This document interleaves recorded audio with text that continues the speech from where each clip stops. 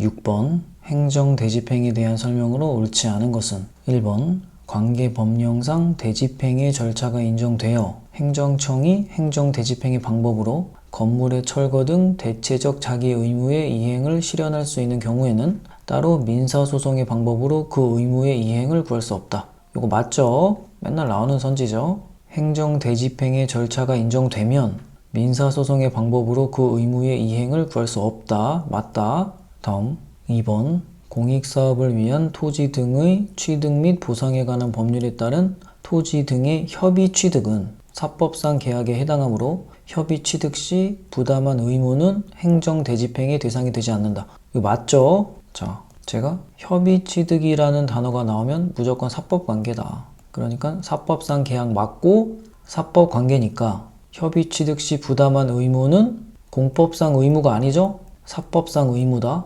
그러니까 행정대집행의 대상이 되지 않는다. 맞죠? 행정대집행의 대상은 공법상 의무죠. 사법상 의무 아니죠. 다음 3번 행정대집행법에 따르면 대집행에 요한 비용을 징수하였을 때에는 그 징수금은 사무비의 소속에 따라 국고 또는 지방자치단체에 수입을 한다. 요거 맞죠? 요게 맨날 나오는 선지였는데 이전 문제에서 조금 어렵게 나왔었죠. 국세가 대집행 비용보다 우선순위다. 다음 자 그러면 옳지 않은 걸 찾는 거니까 1, 2, 3번이 다 맞는 선지죠. 그러니까 4번이 틀린 선지겠네. 이렇게 생각하면서 선지를 읽어야죠. 4번 자기 완결적 신고에 해당하는 대문 설치 신고가 형식적 하자가 없는 적법한 요건을 갖춘 신고임에도 불구하고 관할 행정청이 수리를 거부한 후 당해 대문의 철거 명령을 하였더라도 후행행위인 대문 철거 대집행 계고 처분이 당연 무효가 되는 것은 아니다. 제가 모르죠? 이거 어려운 선지예요. 하지만 1, 2, 3번을 확실히 알죠? 그러니까 4번이 틀렸다. 이렇게 표시하고 답 체크해야 됩니다. 자, 요거는 뭘 물어보는 거냐? 철거 명령과 대집행 계고 처분의 하자의 승계에 대해서 물어보는 거죠. 철거 명령과 대집행 계고는 하자의 승계가 인정되지 않죠? 그러니까 철거 명령에 취소 사유의 하자가 있으면 대집행 계고 처분에 하자의 승계가 되지 않고, 하지만 철거 명령에 무효 사유의 하자가 있으면 대집행 계고도 당연히 무효가 되죠. 하자 승계가 된다. 요거는 당연한 얘기라 그랬죠. 선행행위가 무효면 당연히 후행행위도 무효가 된다. 요거는 당연한 얘기고, 근데 우리는 이 철거 명령이 취소 사유의 하자인지 무효 사유의 하자인지 모르죠. 그러니까 어려운 문제다. 선지에서는 철거 명령을 하였더라도 후행행위인 대문철거, 대집행 계고 처분이 당연 무효가 되는 것은 아니다. 그러니까 취소 사유의 하자다 이렇게 얘기하는데 틀렸다. 이 철거 명령은 무효 사유의 하자다. 그래서 대집행 계고도 당연 무효가 된다. 이런 얘기를 하는 거예요. 자, 4번 선지는 해설해서 좀 더 자세히 보기로 합시다. 자, 해설하겠습니다. 옳지 않은 것은 4번 먼저 보겠습니다. 대집행에서 계고, 통지, 실행, 비용 납부 명령 사이에서는 모두 하자의 승계가 인정되는데 철거 명령과 대집행 계고 처분 사이에는 하자의 승계가 인정되지 않죠. 그러니까 철거 명령이 취소 사유의 하자면 대집행 계고 처분의 하자의 승계가 되지 않는데 철거 명령이 무효 사유의 하자면 대집행 계고 처분의 하자가 승계돼서 이 대집행 계고 처분이 무효가 되는 거죠. 그러면 이 철거 명령이 왜 무효냐 보면은 자기 완결적 신고에 해당하는 대문 설치 신고가 형식적 하자가 없는 적법한 요건을 갖춘 신고임에도 불구하고 이런 문장이 있죠. 자기 완결적 신고라는 것은 수리를 요하지 않는 신고죠. 대문 설치 신고는 자기 완결적 신고, 그러니까 수리를 요하지 않는 신고가 맞아요. 자, 그러니까 대문 설치 신고가 형식적 하자가 없는 적법한 요건을 갖춘 신고이면 신고서가 도달하면 수리가 된 것으로 간주한단 말이에요.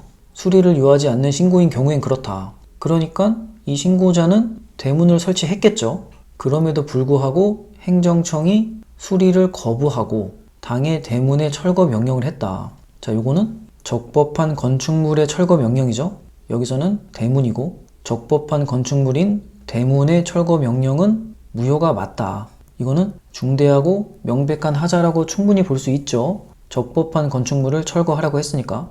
그러니 대집행 계고 처분도 당연히 무효이다. 이런 얘기를 하는 겁니다. 자, 이 선지가 나왔으니까 대문 설치 신고는 수리를 요하지 않는 신고이다. 이것도 암기를 해야겠죠. 같은 말로는 자기 완결적 신고이다. 선지에서는 후행행위인 대문 철거 대집행 개고 처분이 당연 무효가 되는 것은 아니다. 그러니까 틀렸죠. 그리고 선행행위가 무효이면 당연히 하자가 승계되는 거예요. 그러니까 후행행위도 무효가 되는 거다. 이게 일반적인 경우고, 우리가 하자의 승계가 인정된다, 인정되지 않는다, 이 얘기를 하는 거는 취소 사유의 하자일 때를 얘기하는 거예요. 그런데 어려운 문제가 있었죠. 예외적인 경우가 있었다. 15 임용이 무효인데 정규 임용은 취소 사유의 하자더라. 이게 아주 예외적인 경우였죠. 선행행위가 무효인데 이 후행행위가 무효가 아니라 취소 사유의 하자죠. 15 임용 당시에 결격 사유가 있어서 무효였는데 정규 임용 당시에는 결격 사유가 없어서 무효는 아니고 취소 사유의 하자다. 이것도 꼭 기억을 해두고, 일반적인 경우는 선행행위가 무효면 후행행위는 당연히 무효가 되는 거예요. 공무원 임용 결격 사유가 있어서 이거는 무효 사유의 하자이죠. 그런데 임용 처분을 했어요. 그러면 임용 처분은 당연히 무효가 된다. 다음, 자 이제 1, 2, 3번 선지를 봅시다. 1번, 대집행이 인정되면 민사소송으로 철거할 수 없다. 그게 1번 선지였죠. 행정대집행의 절차가 인정되면 민사소송의 방법으로 그 의무의 이행을 구할 수 없다. 맞다. 다음 2번, 협의취득은 사법상 계약이니까 사법상 의무죠. 그런데 대집행은 공법상 의무에 대해서만 할 수 있다. 그러니까 토지 등의 협의취득은 사법상 계약에 해당하므로, 맞죠? 협의취득 시 부담한 의무는 사법상 의무이고 행정대집행의 대상이 되지 않는다. 맞다.